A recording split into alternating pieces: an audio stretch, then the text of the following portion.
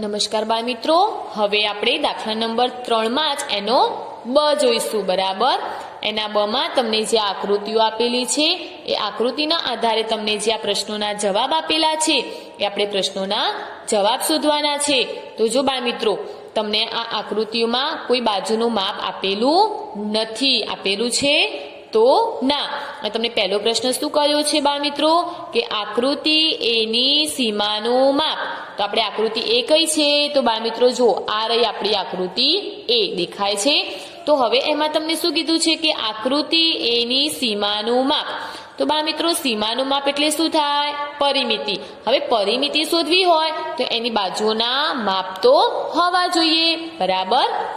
તો બાળ મિત્રો, અગાઉ આપણે જે દાખલા નંબર 3ની અમાં આપણે જે રીતે આપણે બાજુઓના માપ શોધ્યા હતા એવી જ રીતે આપણે સૌપ્રથમ એની બાજુઓના માપ શોધી પછી એનો સરવાળો કરી અને અહીંયા મૂકી દઈશું.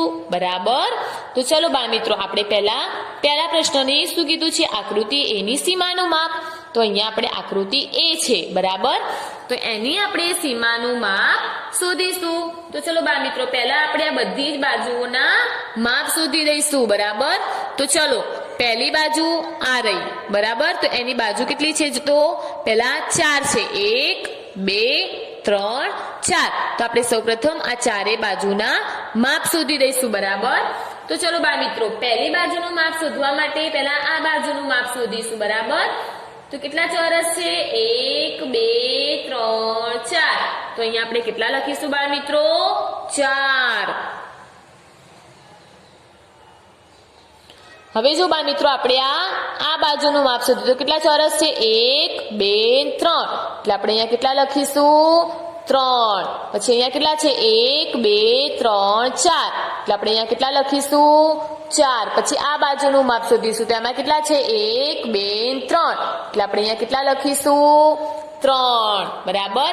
હવે તમને શું કીધું છે કે આકૃતિ એની સીમાનું માપ. તો બાળ મિત્રો, સીમાનું માપ એટલે પરિમિતિ. તો પરિમિતિ એટલે શું થશે? બધી જ બાજુના માપનો સરવાળો. તો તમે જે 4 બાજુઓ છે એ ચારેય બાજુના માપનો સરવાળો કરી દઈશું. તો ચલો કરો જોઈએ.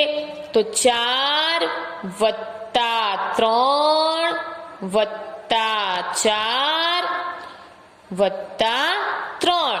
તો બાળ મિત્રો, આપણો જવાબ કેટલો આવે છે? તો 4 ને 3 7. 7 માં 4 ઉમેરો, 7 પછી 8 9 10 11. 11 માં 3 ઉમેરો, 11 પછી 12 13 અને 14. તો બાળ મિત્રો, આપણે અહીંયા પહેલા પ્રશ્નમાં શું કીધું છે કે આકૃતિ એની સીમાનું માપ. તો કેટલું આવ્યું બાળ મિત્રો? 14 સેમી. તો અહીંયા આપણે કેટલા લખીશું? 14 સેમી. બરાબર. હવે આપણને બીજી આકૃતિમાં શું કીધું છે? બીજા નંબરના પ્રશ્નોમાં કે આકૃતિ બીની સીમાનું માપ. તો આપણે બી લઈશું. હવે આ રહ્યો આપણો બી. તો બીમાં જુઓ, પહેલા આપણે બાજુઓના માપ શોધી દઈશું. બરાબર. તો અહીંયા જુઓ, આ બાજુનું માપ છે આ બાજુ. બરાબર. તો એમાં કેટલા ચોરસ છે? 1. એટલે આપણે અહીંયા 1 લખીશું. પછી આપણે આ ઊભી બાજુનું લઈશું તો એમાં કેટલા ચોરસ છે? ગણો જોઈએ. તો આટલે સુધી છે. બરાબર. તો કેટલા ચોરસ થાય છે? 1 2 3 4 5 6. એટલે આપણે અહીંયા કેટલા લખીશું? 6.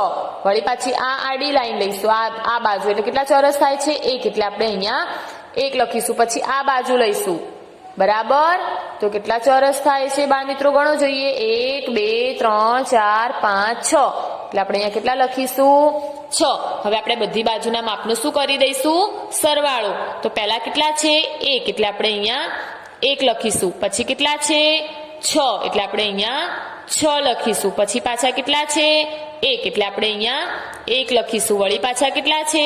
6. એટલે આપણે અહીંયા 6 લખીશું. તો આનો સરવાળો કરવો જોઈએ. 6 ને 1 7, 7 ને 1 8, 8 માં 6 ઉમેરો, 8 પછી 9 10 11 12 13 ને 14. બરાબર. તો આપણો જવાબ કેટલો આવે છે બાળ મિત્રો? 14 સેમી.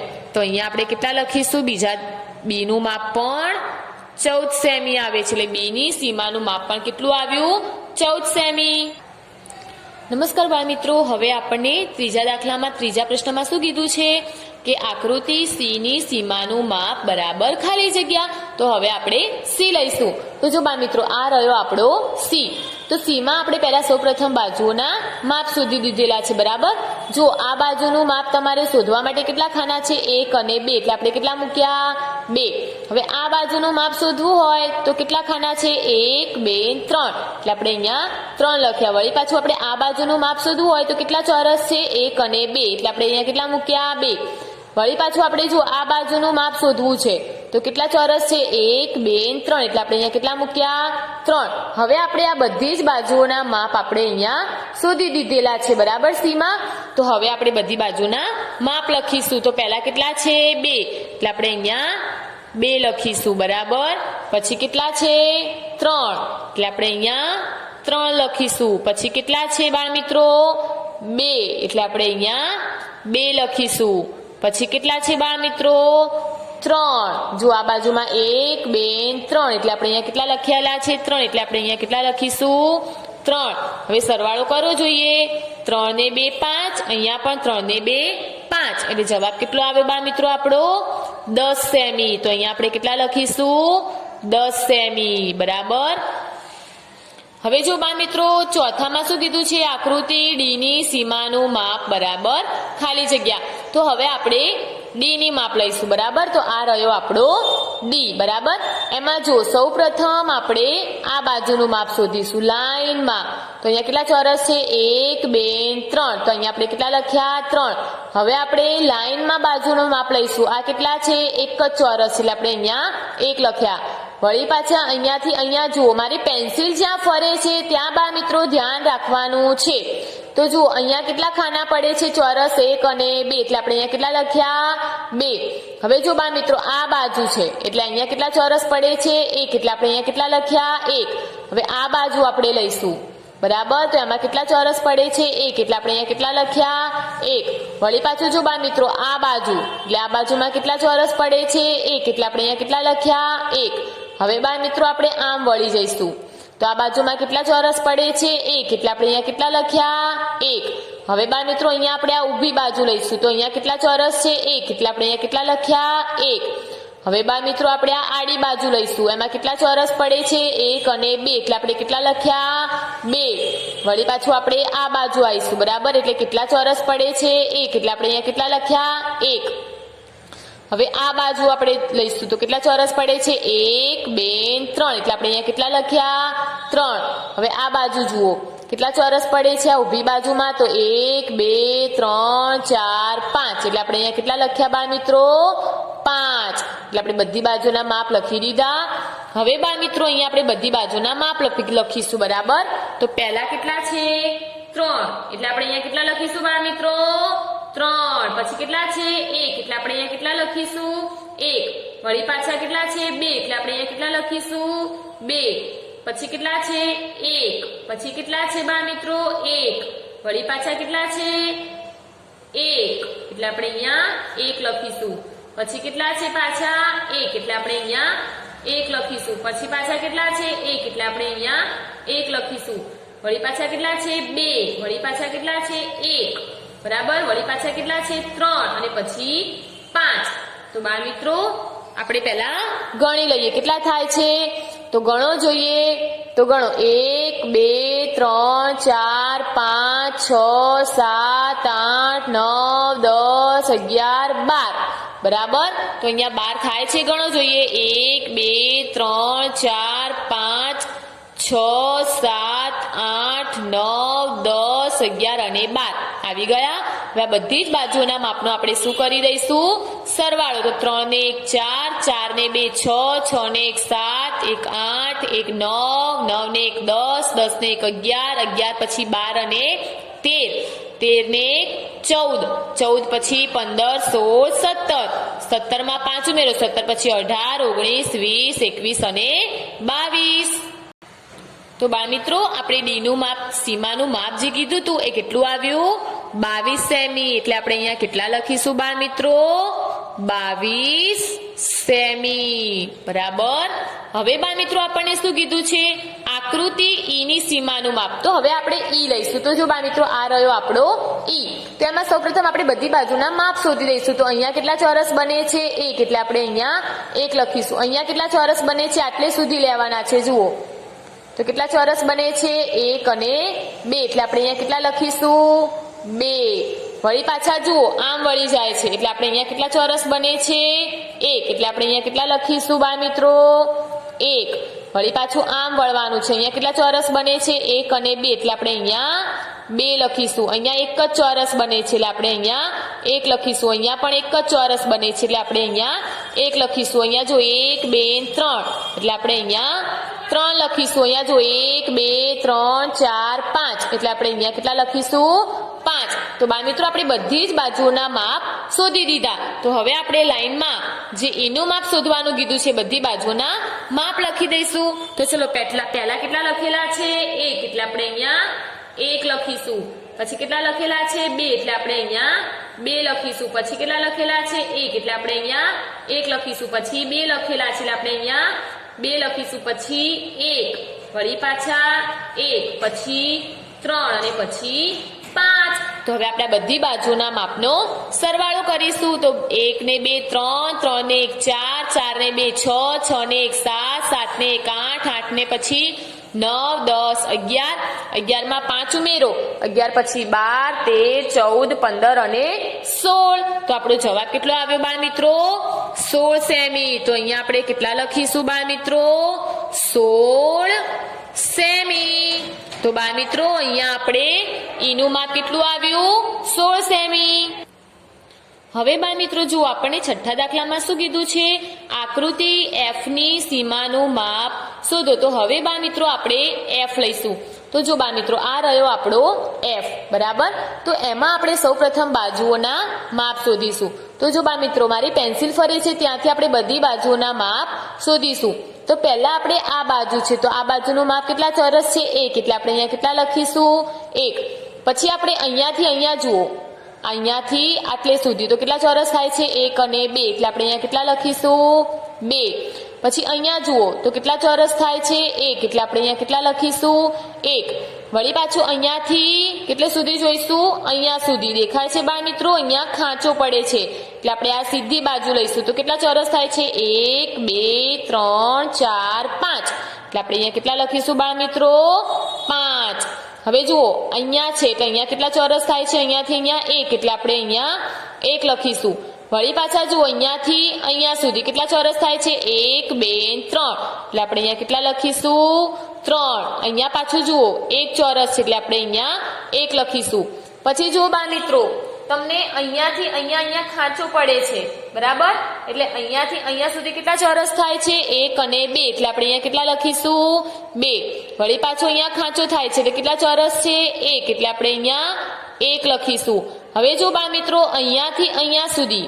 દેખાય છે અહીંયાથી અહીંયા સુધી કેટલા ચોરસ થાય છે 1 2 3 4 એટલે આપણે અહીંયા કેટલા લખીશું બાળ મિત્રો 4 બરાબર વળી પાછો અહીંયા ખાંચો થાય છે એટલે આપણે અહીંયા 1 લખીશું વળી પાછો અહીંયાથી અહીંયા સુધી કેટલા ચોરસ થાય છે 1 2 3 4 એટલે આપણે અહીંયા કેટલા લખીશું 4 બરાબર તો જો બાળ મિત્રો અહીંયા આપણે બધી બાજુઓના માપ શોધી દીધા જો અહીંયાથી 1 પછી અહીંયા 1 અને 2 એટલે 2 વળી પાછા અહીંયા 1 અહીંયાથી અહીંયા 5 એટલે આપણે અહીંયા 5 લખ્યા અહીંયા ખાંચો છે એટલે 1 વળી પાછા અહીંયાથી અહીંયા સુધી એટલે 3 આ રહ્યું 1 અહીંયાથી અહીંયા 2 પછી અહીંયા પાછો 1 બાજુનું માપ અહીંયાથી અહીંયા સુધી તો કેટલા ચોરસ થાય છે 1 2 3 4 એટલે આપણે અહીંયા કેટલા લખ્યા 4 પછી અહીંયા 1 અહીંયા પાછા 4 ખાના થાય છે એટલે 4 હવે બાળ મિત્રો અહીંયા આપણે બધી બાજુઓના માપ લખી દઈશું લાઈનમાં બરાબર તો જુઓ પહેલા કેટલા છે 1 એટલે આપણે અહીંયા કેટલા લખીશું 1 પછી કેટલા છે બાળ મિત્રો 2 એટલે આપણે અહીંયા 2 લખીશું પછી કેટલા છે 1 એટલે આપણે અહીંયા 1 લખીશું પછી કેટલા છે 5 એટલે આપણે અહીંયા 5 લખીશું પછી કેટલા છે 1 એટલે આપણે અહીંયા 1 લખીશું પછી કેટલા છે 3 પછી કેટલા છે 1 પછી કેટલા છે 2 પછી કેટલા છે 1 પછી કેટલા છે 4 પછી કેટલા છે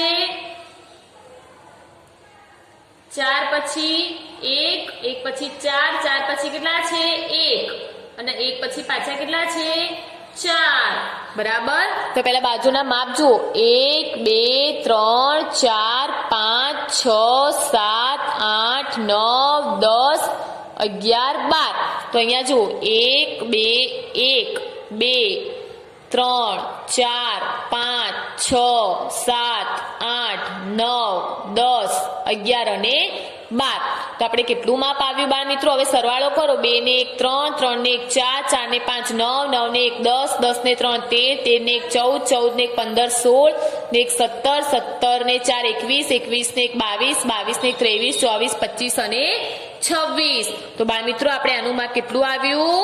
26 સેમી. બરાબર.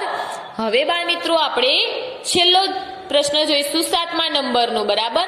એમાં જી નું માપ કીધું છે તો અહીંયા આપણે જી નું માપ શોધીશું. તો ચલો અહીંયા કેટલા પડે છે? 1 ચોરસ એટલે આપણે અહીંયા 1 લખીશું. વળી પાછા અહીંયા 1 એટલે આપણે અહીંયા 1 લખીશું. આમ જુઓ તો અહીંયા પાછા 1 વળી પાછા આમ વળો એટલે 1 ચોરસ વળી પાછા અહીંયા આમ વળો એટલે પાછા 1 ચોરસ અહીંયા પાછા આમ વળો એટલે 1 ચોરસ વળી પાછા અહીંયા આમ વળો એટલે 1 ચોરસ અહીંયા પાછા આમ વળો એટલે 1 ચોરસ અહીંયા પાછા આમ વળો એટલે 1 ચોરસ અહીંયા પાછા આમ વળો એટલે 1 ચોરસ. હવે આ સીધી લાઈનના ગણો તો 1 2 3 4 5 એટલે આપણે અહીંયા કેટલા લખીશું? 5.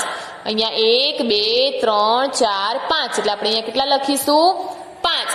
તો હવે અહીંયા તો સીધી રીતે એ કેટલી વાર છે? તો 1 2 3 4 5 6 7 8 9 10 10 ને આર્યા 5 ને આર્યા 5 એટલે આપણો જવાબ કેટલો આવશે બાળ મિત્રો? 20 સેમી. બરાબર. તો અહીંયા આપણે પહેલા બધી બાજુના માપ લખી દઈશું.